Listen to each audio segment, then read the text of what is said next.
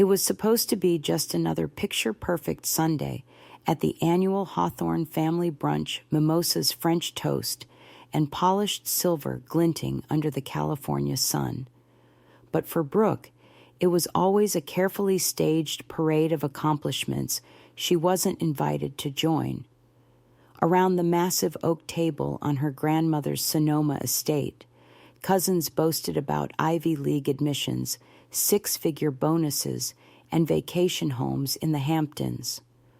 Brooke, quietly nursing her coffee at the far end, listened with a polite smile.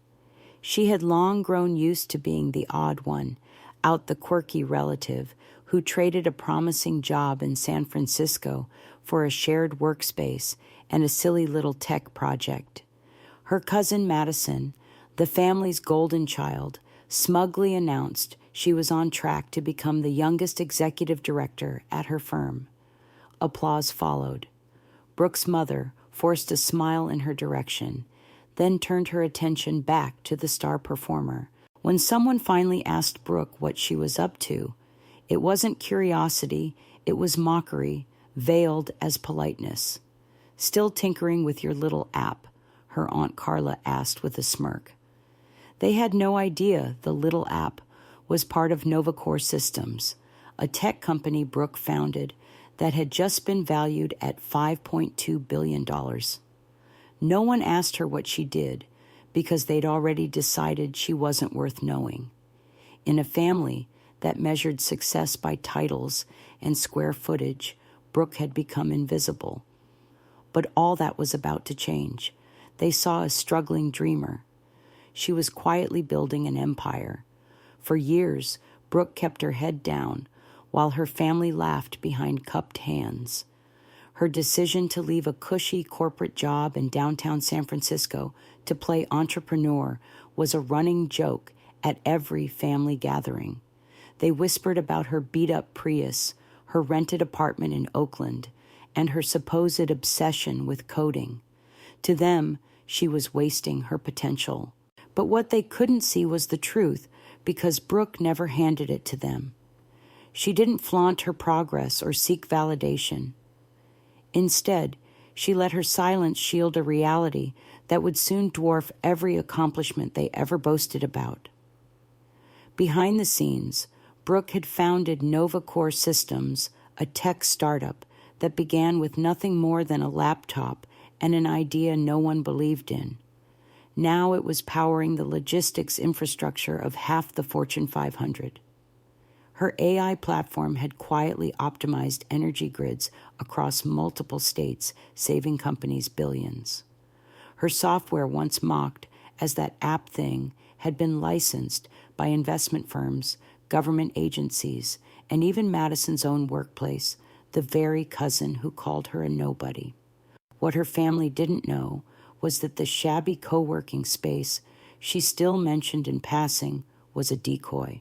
The real headquarters of NovaCore occupied 3 private floors in San Francisco's Trans Bay Tower, designed with state-of-the-art architecture and views of the bay that would make any executive drool.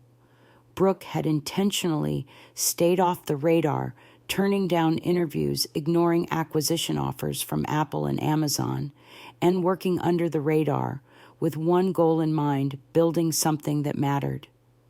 And she had. NovaCore wasn't just a successful startup, it was a revolution in progress. Brooke's team was developing neuromorphic chips that had the potential to reshape how machines learn and interact with human cognition. Her systems were already being tested in national security, autonomous vehicles, and medical diagnostics. But at the family brunch, they still called her the girl with the little tech hobby. She didn't argue.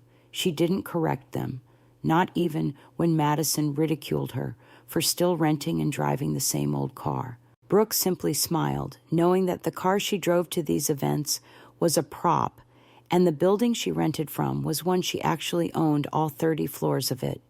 The morning of the brunch, her phone buzzed with a message from Forbes. They had confirmed her as the next 30 under 30 cover story, Brooke Hawthorne, the youngest self-made billionaire in tech.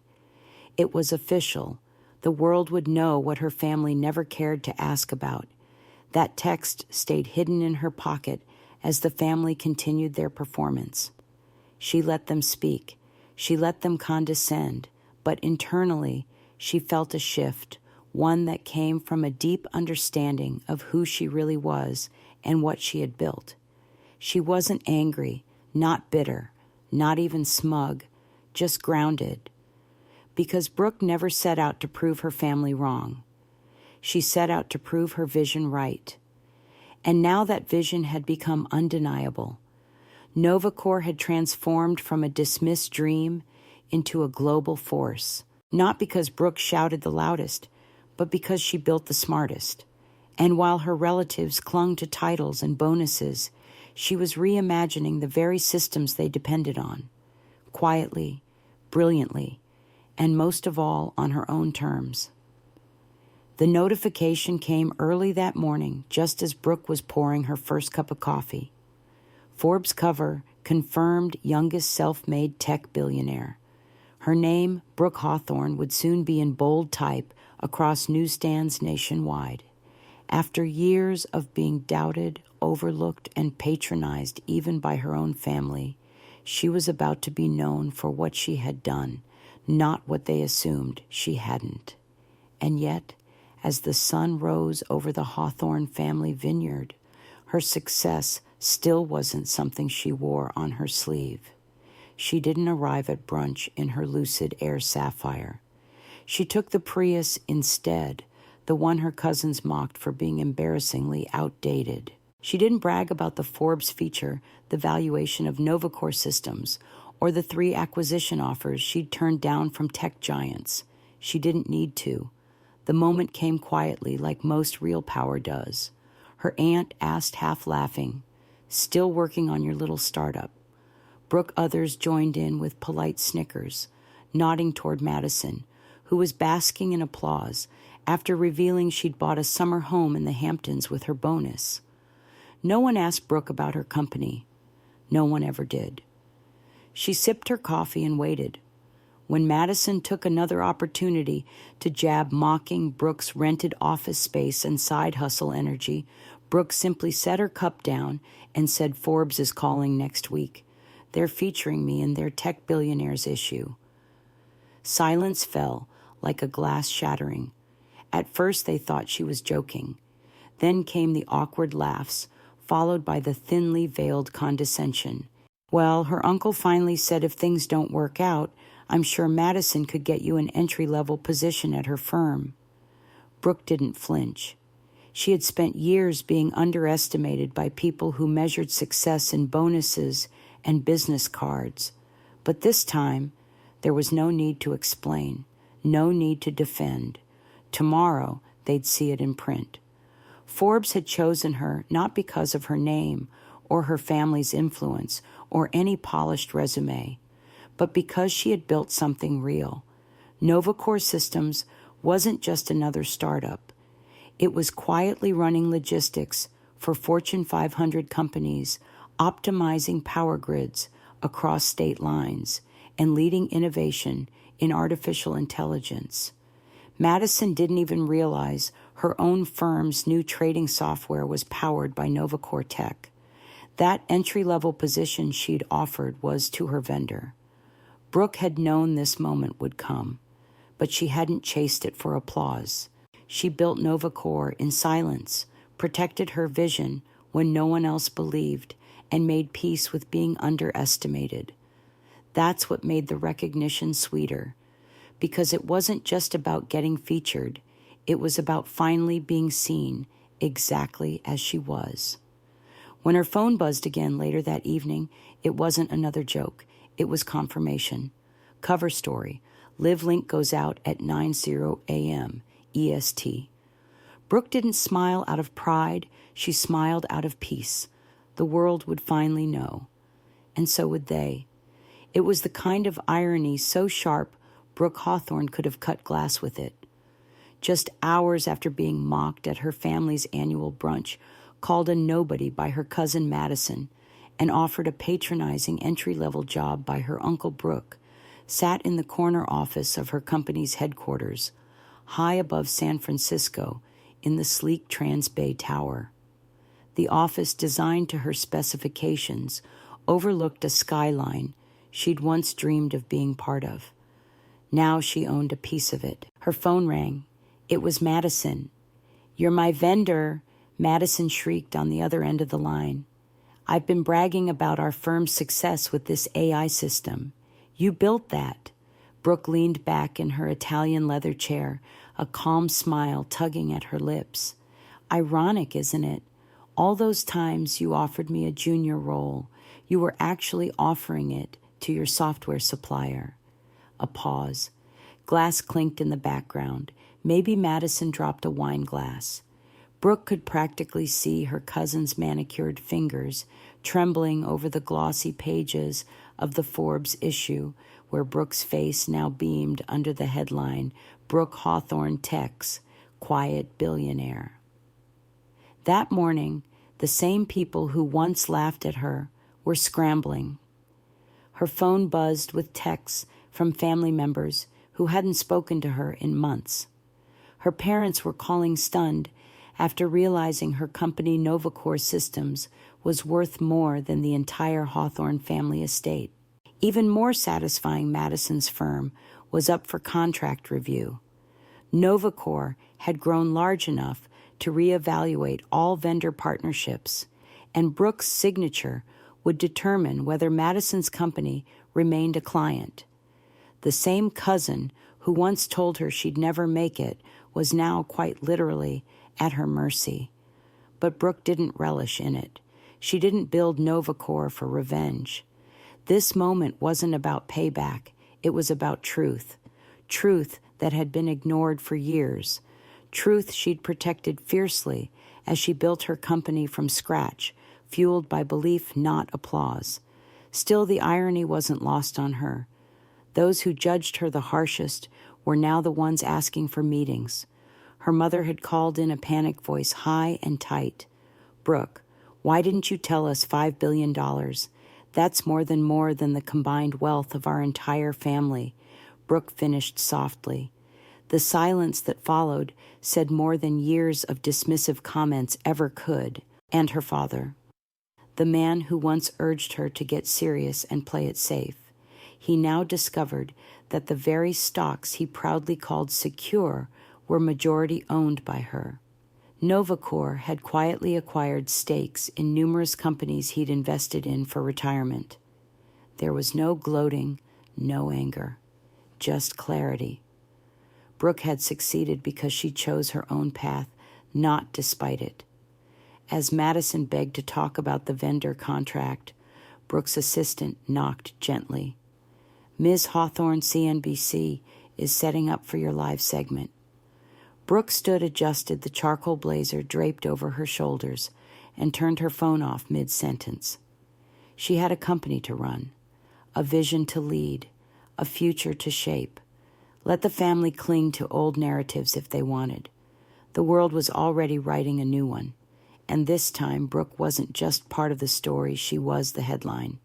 To them, Brooke Hawthorne was just the odd one, the tech girl, the one who never quite fit in. At family gatherings, she was easy to overlook. Her cousins showed up in designer clothes, drove German cars, and boasted about their careers in finance, law, and real estate.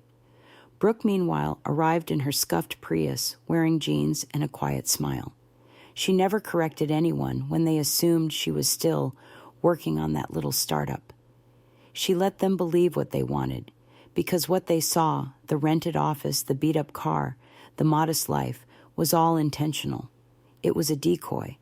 Her family thought she was clinging to a pipe dream. In reality, Brooke was operating Novacore Systems, a multi-billion-dollar tech company headquartered in San Francisco's Trans Bay Tower. She didn't just rent office space. She owned 3 floors of one of the most prestigious buildings in the city. She didn't need to drive the latest luxury vehicle. Her real car, a matte black Lucid Air Sapphire, was parked discreetly around the corner. Brooke had chosen discretion over display. She had learned early that flashing success before it was ready only invited noise, envy, and scrutiny. So she built in silence, funding her company, scaling her technology, signing partnerships with global firms, all without needing anyone's approval. Her family never asked questions because they didn't think there was anything worth knowing. They were wrong. Novacore's software now powered operations across supply chains, energy systems, and financial networks. Its AI had saved companies billions, quietly transforming how industries functioned. And yet, Brooke never spoke a word of it at brunch. Not when her cousin Madison bought a loft in Tribeca. Not when her uncle suggested she get a real job. Not even when her own mother implied she was falling behind. What her family didn't understand was that Brooke measured success differently. While they collected job titles and square footage, she was redefining infrastructure. They were looking outward. Brooke was building forward. The Forbes feature was the turning point, but not for Brooke. She had always known who she was. It was everyone else who needed to catch up. The cover headline, Brooke Hawthorne, the quiet force behind America's smart future, wasn't news to her. It was just confirmation. After the issue hit, the calls came pouring in. Her parents wanted dinner. Madison wanted to clear the air. Her uncle wanted investment advice. But Brooke didn't gloat or rub it in. She wasn't interested in rubbing salt in old wounds. She had simply outgrown the space they tried to confine her in. She wasn't the quirky one anymore. She was the visionary, the leader, the CEO of one of the fastest-growing tech companies in the U.S., and the most satisfying part, she didn't change who she was to get there. She didn't trade in her values or her identity for anyone's approval. Instead, she let her work speak.